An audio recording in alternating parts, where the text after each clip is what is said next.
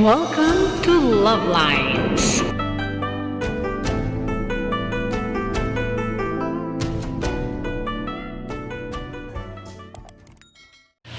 Good morning Philippines and hello world. Araw na linggo, tara. Simba tayo. Anong pa kayo? Ang tuninyo. Wala nakalimutan. Hindi ako nag-advance reading kasi linggo naman.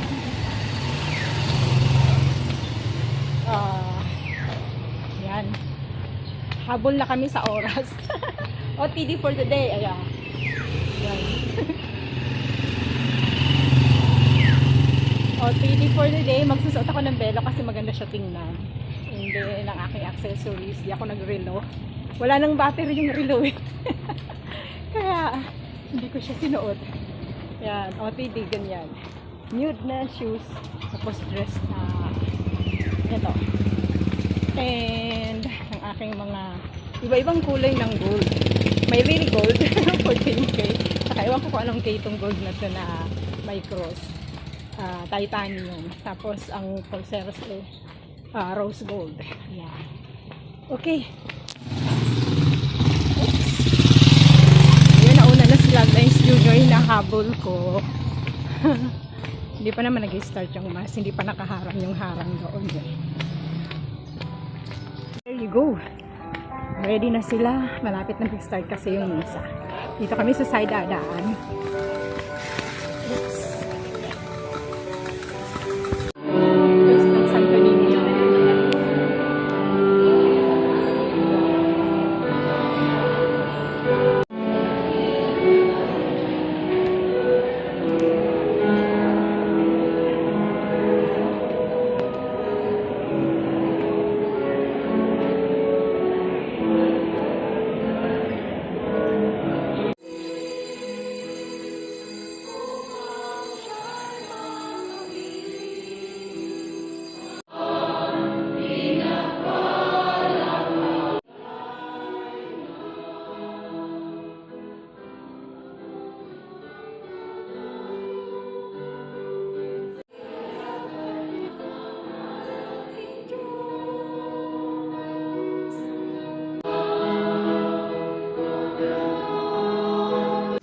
Pagbasa mula sa aklat ni Propeta Isaías. Nakatanaw mula sa sulat ng Apostol San Pablo sa mga taga-Efeso. Mga kapatid. Taon na pinagdiriwang sa Pilipinas ang listahan ng Santo Domingo tuwing ikatlong ng Enero. Dapat malaman natin ang pagkakaiba ng maging childlike at maging childish. Ano ba yung hindi maging childlike? At ano naman yung hindi maging childish? Sino sa dalawa yung tinagulog na ng Diyos? Childlike. Childlike. Yung childlike. O, so ano nga ba maging childlike? Dalawang bagay. Para ikaw ay maging tulad sa bata, dapat nananatili sa iyo, hindi nawawala sa iyo, yung pagtitiwala sa Diyos. Kahit ikaw ay tumatanda, taon-taon at dadagdagan mo, dapat meron siyang bagay na hindi tumatanda sa iyo. Ano yun? Ano yun dapat hindi tumatanda sa atin? Yung ating puso. Yung puso natin hindi dapat tumatanda. Dapat we should remain young at heart. Young at heart. Kapag ikaw ay may puso ng sanata, ibig sabihin noon, nananatili yung pagtitiwala mo sa Diyos. At ikaw ay nananatili mapagpakumbara. Trust in God and humility. Kahit na malayo ang marating mo, kahit nag-aaral ka pa maging mayaman o makapangyarihan, walang dahilan para ikaw ay maging mayaman at mapagmalaki.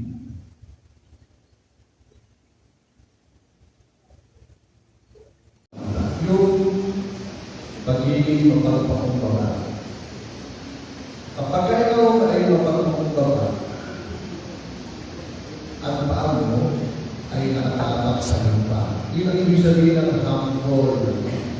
Yung salitang humility ay nag-ugat sa salitang Latin na lumos. Ang ibig sabihin ay lupa. Kaya pagka sinabing ikaw ay humble, ikaw ay taong nakayabag ang paa sa lupa. Ibig sabihin, you are in touch with the reality about yourself. Ano ba yung realidad tungkol sa ating mga sarili? Una, tayo lahat ay mga nilikha lamang ng Diyos. At bilang mga nilikha ng Diyos, ang lahat ng mayroon tayo ay galing sa Diyos. Without God, we are nothing. So yun ang dapat natin. Kasi baka sa pagmamataas mo, pagyayabang mo, bigla ka nalang ibabagsak ng Diyos. At kapag kaya ka ay bumagsak, lumalabak yung pagpapakumbaba. Managin natin, lagi ang nagpapakababa ang itinataas ng Diyos at ang nagpapakataas ang itinataas ng Diyos. Maging mga puso tayo, magkaroon tayo ng puso ng isang kawalan para tayo ay makakila sa mga tunay na pinag-aalihan ng Diyos. Sa kalan ng mga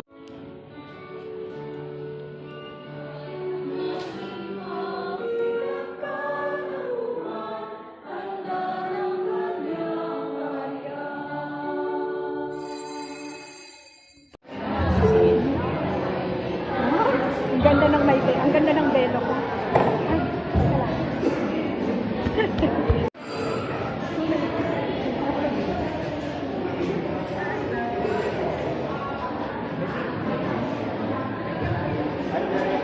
Yan na.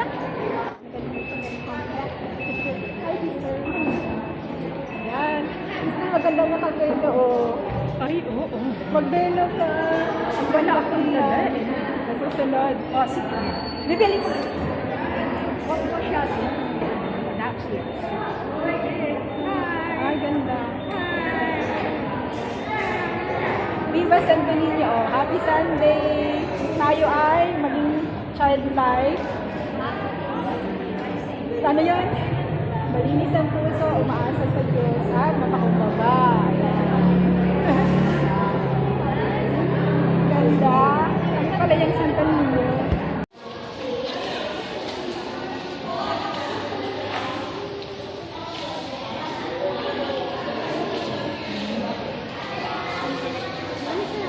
Ay, gigit na natin yung cross, oh.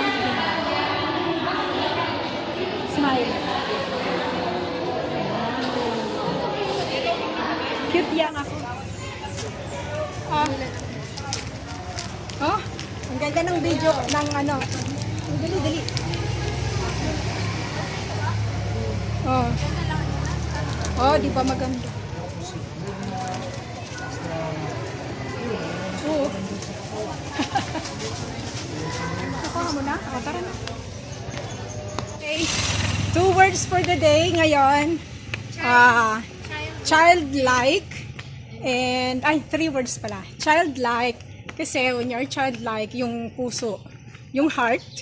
Your heart, parang yung puso na nagtitiwala sa Diyos yun. Puso na nagtitiwala sa Diyos yung number 1. And then second, humility, humble. Humus, yon, lupa. Dapat nakatapa ka sa lupa, yon. Kasi, ang Diyos ang nag-provide sa atin ng lahat. Everything is from God. Pwede kang, yung Diyos doon lumikha, yung Panginoon ang lumikha ng lahat, out of nothing into something, and out of, ano yon? Pwedeng sa maliit hanggang sa malaki-dakila. Ayan. Small things to great things. Pag ikaw ang mapagmataas yon. Yon yung quote for the day. Ang mapagmataas ay ibinababa at ang mapagkumbaba ay itinataas. Alright. So, yun lang. Happy Fiesta sa mga nagpa-fiesta ngayon. Ang patron ay Santo Niño. So, kagaya ng isang bata, humble, umaasa lang sa Diyos, nananalig, at iyon, hindi nagmamataas. Mapakumbaba talaga kasi yung kagaya ng bata, pag pinagalitan, pag bata kang maliit, talagang nagsorry na lang. Diba yung mga bata, mag-away man sila ngayon, bati na saglit lang. So, gayahin natin mga bata. Hindi sila mapagmataas. Hindi nagtatanim. Pagkos, mapagpatawad. Okay, so, that's all. Shout out to my love stars, to the Moon's family, Abs family, at sa lahat ng aking family, by affinity, by consanguinity, at mga community. Thank you so much, my subscribers, viewers, and my channel members. God bless you all. Ay, this is One Single Love Lives. Have a good day. God bless. Don't forget, God loves you. You're God's beautiful creation. God bless everyone. Ang ganda ng butterfly. Ayun o. Dalawa. Ayun o. Oh, nakikita ba? Nilipad-lipadan ako ng butterfly. So that's all for now. Thank you so much for watching. Once again, this is Love Lines. Have a good day and God bless.